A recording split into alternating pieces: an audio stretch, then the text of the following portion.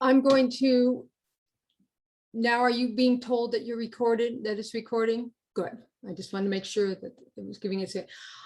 Okay, so I'm going to start here. These are just a few slides I've put together that we're going to go through real quick, and then we'll talk about what comes next and where we're going, okay, this semester.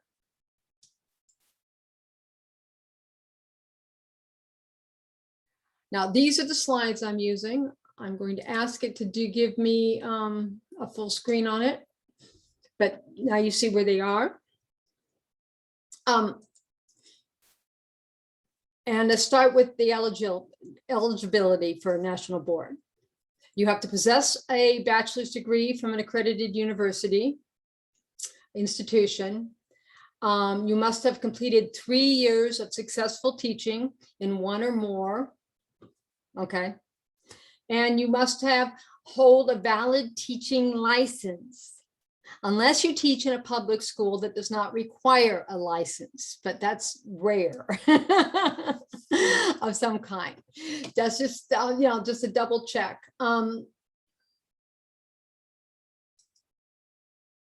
There are 4 components to the national board. Hopefully this is all review for you. Okay, hopefully you've dug into it enough that there is what everyone calls the test, which is a content specific test. Mostly it's content. It's, do you know your stuff? But there's a little bit of, do you know how to teach your stuff also, depending on the content. And this test has 3 constructed responses where you actually write out responses, and then a whole bunch of multiple choice. And when you come to a point that you think you want to retake the test, you can choose to retake just the selected responses, or just 1 or all 3, or 2 or 3 of the constructed responses. So this is the only one where they let you break down the component and only redo a piece of it. The others are component 2, 3, and 4 are the teaching portfolio components. And these are all or nothing. And component 2 is differentiation in instruction. And this portfolio entry requires that candidates gather and analyze information about individual students' strengths and needs. And then you differentiate. This is the one you got a piece at back in the first course that you took with me, okay? And then you have to actually submit selected work samples that demonstrate the student's growth in an area that you've targeted. So you're actually going to be selecting students and then getting work samples from them. And then you do a written commentary that analyzes your instructional choice and how well you did. So this is the component we're going to work on this semester. Everyone says that getting this component done and doing it this semester helps really put you in a good place to do the following 2 components in the spring semester. Component 3, which is where you do teaching videos. Very similar to like the TPA that you would have taken at one, most of you would have taken. But these are very specific. You have to do videos of instruction, and it's basically focusing on your teaching practice and the learning environment you create in your classroom. And component 4 is effective and reflective practitioner, and this component focuses on your ability to assess and build assessments, your ability to know your students. You do a class profile, dig into the data of your class and talk about where you get all the data so that you can know your students and build a class profile, submit a summative and a formative assessment that you've created, and sample student works. The formative assessment must include, I think, in all certificates. I don't think I've run into a certificate yet where it doesn't include student self-reflection of some kind or another. So students assessing themselves or how they're doing. And then you also put together your professional development. So this is where you'll talk about a student need you identified and what you did to fix it. Like, you took a class, or you learned this piece of software, or I'm saying, but it talks about how you collaborate with your peers and the things you participate in. And we actually have to document that. So, now this program that you will be completing in the semester you're doing that serves as a good chunk of some of that.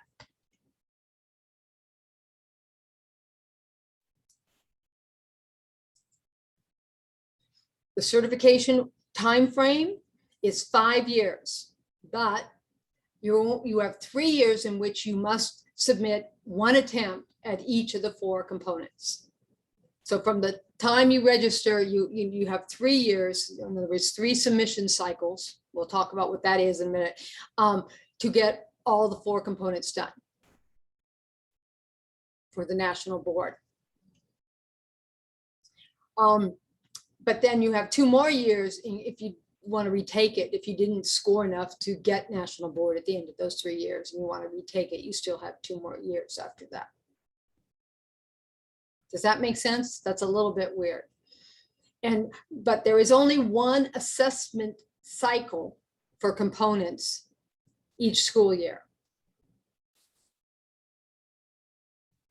You can register for an assessment cycle anytime from last June, let's take this cycle right now, anytime from last June, okay, to February, the end of February coming up. And it is by the end of February that you must select which components you are going to submit in this cycle. Remember, you have 3 years to submit all the components. So you don't have to submit all the components. You don't have to submit, any components. You don't have to register. You are going to build the 3 portfolio components this year as your exit option. But that doesn't mean you have to register this year. It doesn't mean you have to submit any of them to the board if you don't want to. But the idea would be, you could. And you probably will feel more comfortable one way or another at understanding what's required and doing it after you complete component 2. So you actually can complete component 2 before you pay them any money at all. The registration costs $75. Each component you submit costs about $500.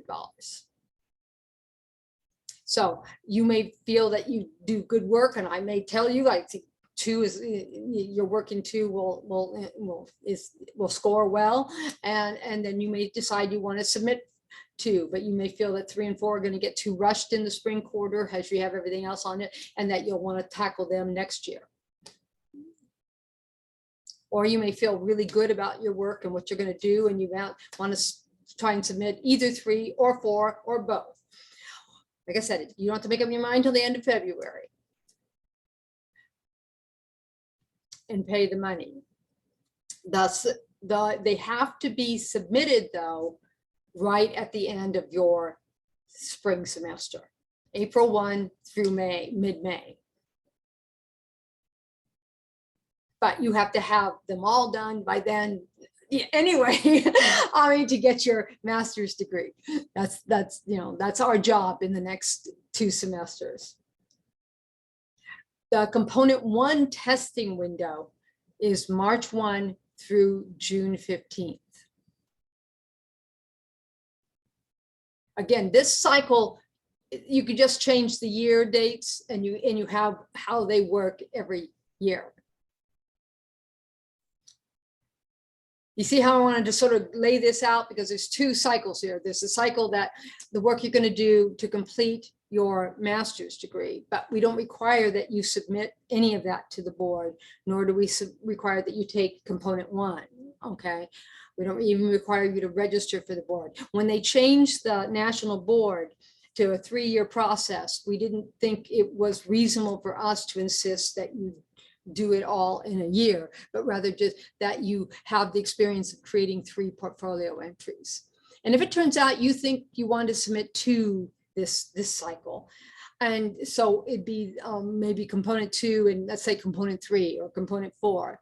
Then in the spring quarter, what we'll do is emphasize that one that you're thinking about submitting and de-emphasize the other one. You still have to do all the pieces, but so you get the practice, but we'll spend less energy and time making it right.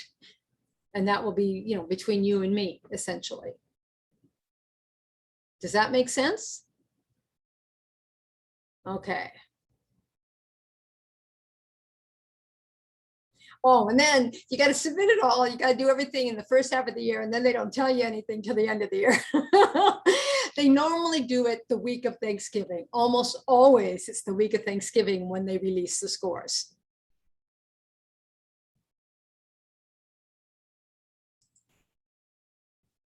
And this is roughly, these are the fees last year. I'm pretty sure they're there. Yearly registration is $75. Each component fee is $475. Retakes are the same price for 2 through 4, but retake fee is $125 per exercise or selected response section. So you can retake just pieces of the test.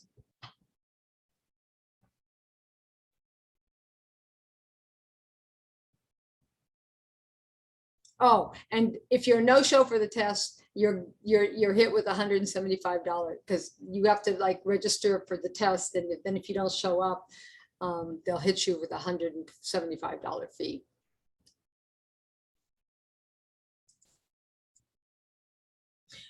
Okay, so each of you knows what certificate. Alexa, what certificate? Oh, you have your thing turned off, but which certificate are you going for? I was gonna do ELA, but I was actually gonna ask a question about that. I don't know if I should. Okay. Oh, because I teach ELD and English. And I was talking to another ELD teacher, and she was saying that she did her national board certificate in ELA. If I were to do that, would I say for the I believe it's component 3 with the video, I would only be able to use my ELA class and not my ELD classes for footage for all of the examples and student work? I think you'd be able to use any English class. Let me read through the component 2 ELA. I think you could use any of your classes.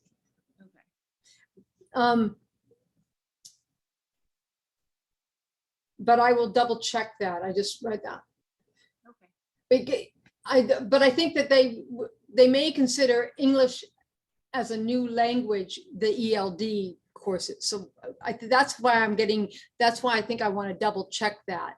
Yeah, I wanted to do ELA just because I figured it kind of covered both of those. And technically, I think next quarter, the ELD classes are going to shift, and the title would technically be like English 9 and English 10, but they're specifically for the ELD students. Yeah, yeah. So I think you can use them but we'll double check that. I'll double check in the fine print in your component descriptions, but I think you can. Thank you. Cassandra. I'm ELA as well. And are you're both high school, right? Yes. Okay.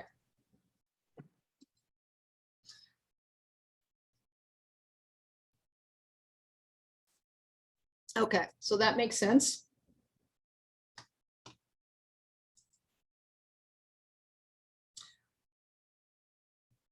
Okay, so we already talked about this. It pays to think about it carefully. In this semester, you know, is the time that you have to sort of plan out your whole certification process. Remember that you're going to graduate school, you know, and everything else that's on your plate. You know, it helps to sort of phase it. It also helps you to get your money aligned, right? You know, because, you know, it's a lot of money to be putting forth. So the whole idea is to plan, which it is. This semester, the planning, I'm going to stop sharing now. This semester, the planning is really about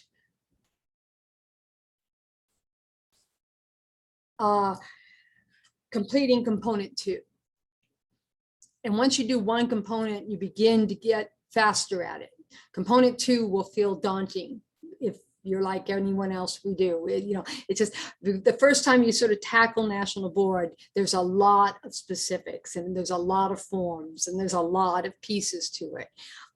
So we'll concentrate on component 2 this semester with the idea that we have it completed literally by the end of the semester, and that we've generated a plan for how we're going to get component 3 and component 4 done next semester.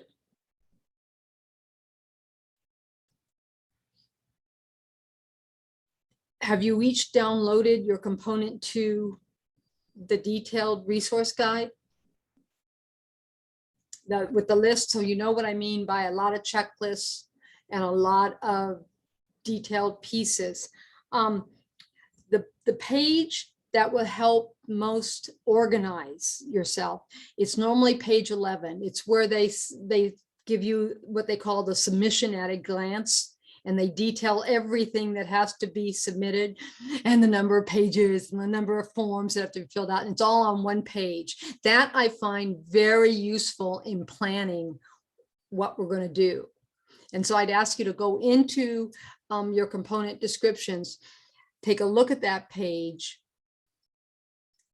and use it to plan what you're going to do. And have a preliminary plan for me next week that we can review.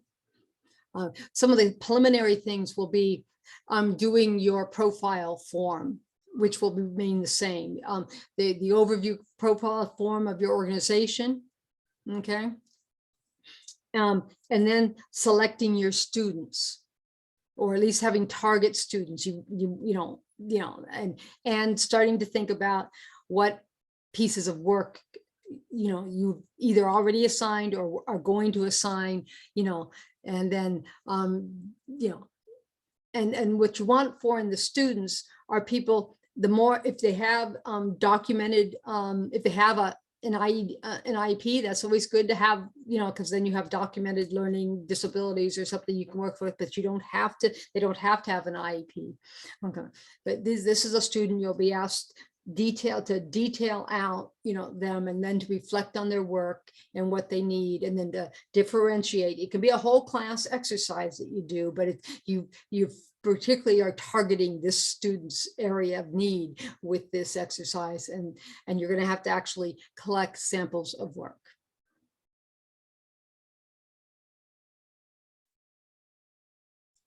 So when you take a look at that page that sort of shows everything you're going to have to do for this submission, it's a good planning tool to figure out, I'll have this done by then, I'll have this done by then. We'll meet every other week, unless it feels like you need to meet with me every week to have a deadline that helps you move forward. I'm prepared to do that for you. If it helps to meet with me every week, but when you're doing National Board, that's fine. We can meet every week if you prefer. Okay. We can talk about that in our individual meetings next week, but what I'd like you to do is have a beginning plan of how you're going to target the deliverables for component 2. Now, do you have any questions for me? I do have one question. I tried to find this information and then I went to that overview that they offered last week that you told us about. Is there a limit to how many times you can redo a component? Does it depend on the component? Well, there's a limit only because you only have 5 years, right? And you can only submit one a year. Okay, so that's the only limit, right? But you could submit it for 5 years if you wanted to, Okay, and once you pay for it, even does the You have to resubmission repay count? for it every time you resubmit it. Okay, That's how they're making sure you're not being frivolous, okay? You pay $500 every time you submit a component, even if it's a redo of a component. Okay, and then component one, are the rules the same with the test component But or? yeah, you can only do it once a year. And the Right. difference is when you redo it, you can just redo one constructed response question if you want, Okay, or just redo the multiple choice part if you want. okay. Oh, and then you mentioned earlier, for component two, we can use sort of our baseline of something that they've already done to sort of build off of. Yeah. That's appropriate. Okay. The work will have to have been done this year, this school year. Right. But it can be something, for example, for me to choose my student, and our baseline could be based on where their grade is right now, or based on a test that we did a few weeks ago. That's fine. Right, but they want sample student work for it, and they Right. want to see the assignment with what you had, so you have to have that available to you. Okay. I was kind of curious, how often do people do this as their exit option and then submit it in the same year? I don't, since they've gone to the 3-year approach, most people have chosen 1 or 2 to submit, not all 3 or all 4. Okay. But I have had one, I think last semester I had one submit. I know that he was intending to submit all 3 that he did.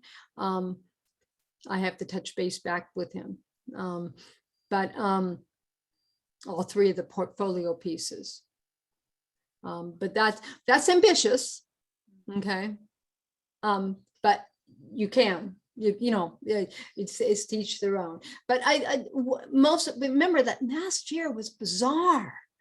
They were teaching online, and the video part was so almost all of them chose not to try and hassle with the video part. It just really was difficult to maneuver. We did fake sort of videos, and because it was all online. I mean, it was just crazy way to try it. So, so most of the ones that did it last year, and we had a large group last year, 8, 9, 10 that submitted either 1 or 2 of them. I mean, I think all of them submitted their component 2 because they thought that they'd had enough time and guidance in doing it. But then some of them submitted their component 4 also. Okay. So, I mean, and that as January rolls around, you'll have a much better sense of, I think, about what you might want to be doing. And I'll work with you. We'll spend most of our time on, if you're on the component that you think you want to try and submit, if you want to submit one of the 3 or the 4. Okay. And we'll do a light touch at the other one. These will be graded and scored against the graduate portfolio rubric, not the National Board rubric, but I will use the National Board rubric to tell you, where it's strong, where it's weak, so that you know what you might do. A lot of it, it's just a case of rewriting certain pieces of it to make it stronger.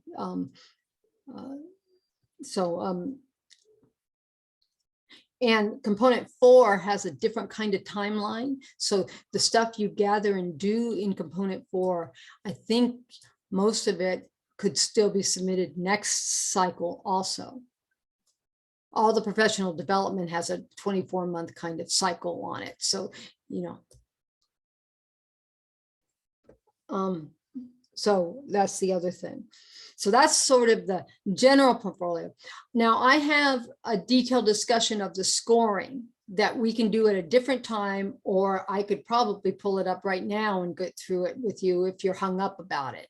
Would you like to see the scoring presentation now, or would you like to wait? Most people just want to sort of start to do this work, and then I'll come back and give them a little scoring tutorial, because the scoring is not self-evident. Okay, it takes a little bit of studying.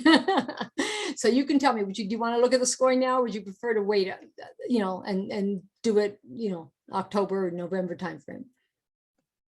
Maybe wait until sort of we have a chance to meet next week and discuss sort of our long-term plan. Yeah, I think that's a good idea. That's because the scoring can get into your head, but it does affect how you plan. You know, I mean, for instance, when you're looking at the big picture and you put all the scores together, and then, like I said, it takes some explanation. Component 2 is 15%. It's not 25%. Okay. And so the weighting of these portfolio entries may also influence your overall planning. Component 3 is 30%. Okay. So do you all feel like you have enough information to get started with your planning, and then we can meet individually and talk, you know, and you can start producing documents. We're going to want to start getting some of this stuff out of the way and produced so that we can go through it, take a look at it. Because the first pass through, you know, I'll have a lot of suggestions for you because it's not intuitive what they want on some of these forms. Okay. Some of these forms are very restrictive in the space you have, you know, and so, you know, you have to fit as much meat as you can into very little space. I actually have a quick question really quick because I'm thinking of student samples that I'm going to have them do. When I did like the EdTPA, I don't remember if it was just because it was preferred or easier, but the student samples, it was just easier to have paper copies and the feedback directly written on it. Is it okay to have examples of student work that's like, say, a Google document and then just my comments on it? And that's Oh, absolutely. Absolutely.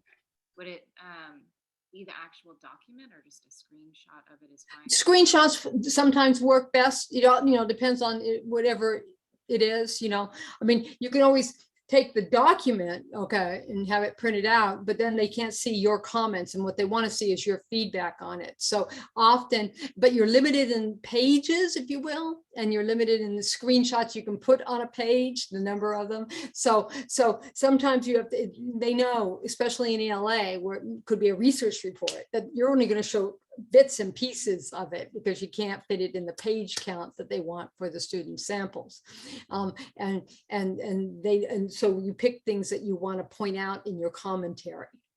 Remember what the examples are. All the forms and the examples, the work and that you provide are evidence to support what you're talking about in your commentary. So what you want to be able to do, because what they want, remember the top guideline is that you are submitting clear, compelling evidence, okay, of proficiency. And so you have to, the samples of the work, the examples you submit are evidence that support what you have stated in your commentary. And so we want, the first thing we want to do in component 2 is pick the students. And then as it allows, we want to get the work. So I don't be holding out for something you're going to assign in December. This won't give you enough time. Okay. Because once we have that, then you'll use that as a guide to answer the questions in the commentary. I want to point that out. I want to point that out. I want to show I did this. I want to show, you know, because and use that as the evidence. So you want to get the work samples first before you do the commentary. Does that make sense? But we can start on the commentary but we really can't get to the meat of the commentary until you sort of have the samples at hand. Yeah, I was just, because there's an assignment that the students, the type of writing assignment that the ELD students will be doing kind of periodically, and I figured that would be a good one, and they're doing their first one tomorrow, so yeah. Also a weird logistic question, I'm sorry. Oh, and you may, I think it's 2 students for both of you that you'll have to submit, but you should probably do 3, okay? Because what happens is someone doesn't show up the day of the second assignment, or your student drops out, you know what I'm saying, or you know, moves. So these things happen. So you want a backup student. Does that make sense? 3 or 4 that you should be collecting. You don't have to write about them necessarily, just to sort of cover your bases. That's what I would plan for. So read through the criteria that they want, and then begin a preliminary plan of how you want, when you want to get things done, and maybe have some target students by next week when we talk. That's what we need to sort of get it all planned out. I do have one more question. At the overview that I went to last week, they were asking if for component 1, there are like study guides or ways that we could prepare. And they said there were, and I followed the links, but the links just led me to more links, and they were a little bit difficult to find. Do you know sort of? Actually, if you Google or go out on Amazon, okay, and you say National Board, ELA, your age level, okay, you'll find there are lots of commercially available study guides for the exam. Okay. For Awesome. most of the subjects. I haven't run into, I have one doing music that I've had a hard time finding for the exam, but yeah, they are commercially available for high school and middle school, kind of, so that's where I would get it. Yeah, the National Board has never organized its resources well. That's why when they finally came out with this planning sheet that I gave you the link to, I've clicked on only a half a dozen of the links in there, but each one has taken me to what they said it was. So, I mean, I thought it was, if nothing else, sort of a nice, but it's only component 2 specific. So, yeah. And since component 1's all subject specific, yeah, I'd go and spend the 10, 15 bucks that people want for the guide they wrote, okay? But you can find them on Amazon. Multiple ones for some of the most subjects. So that's where, if you wanted a test guide, that's where I would go. That's where I went when I was trying to help people find them before. I didn't even bother to try, because I knew the board was like crazy, but you just go out and you can probably just Google it and find some stuff. But I just knew that, Amazon has a whole area of these guides. So, and you do want to make sure though, they're after 2014, which is when they changed the whole certification process. I don't know how much they changed component 1, but just in case they did. So you don't want a book that came out before 2014 because it's for the old way. It's the old stuff, not the new stuff. They don't change it every year or anything. So, I mean, if it's after 2014, it will be accurate. So.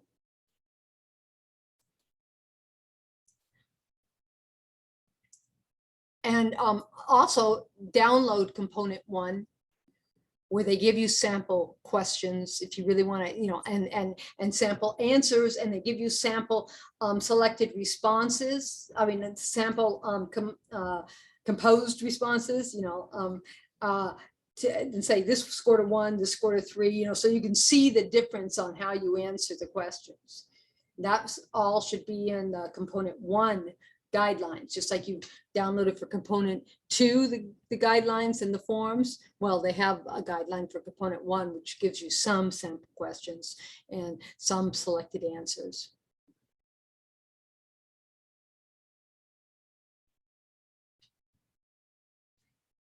You both look so tired. I'm sorry. So I don't want to keep you any more tonight than you are. Just, but I want to make sure you're getting your questions answered and everything. It's helpful, and I'm definitely someone who needs deadlines, so meeting regularly and checking in will be helpful for me.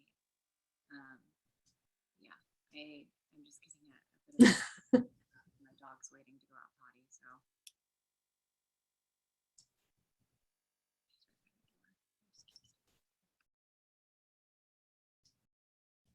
So I'm done if you're done. All good here. Thank you so much. Sandra, I see you on Tuesday. Yes, I 4:30? have you on my calendar. Yeah. Great. And Alexa, I see you at 5 o'clock on Thursday. Is that right? Next week. Okay. Great. Well, you guys have a good, get get some rest, Alexa, and get feeling better. I hope you feel better soon. Thanks. I might be up late tonight though, working on that curriculum process. We'll see. And stay safe, and have a good weekend when it finally comes. You too. Okay. And I'll talk to you next week, both of you. Bye. See you next week. Okay. Bye-bye.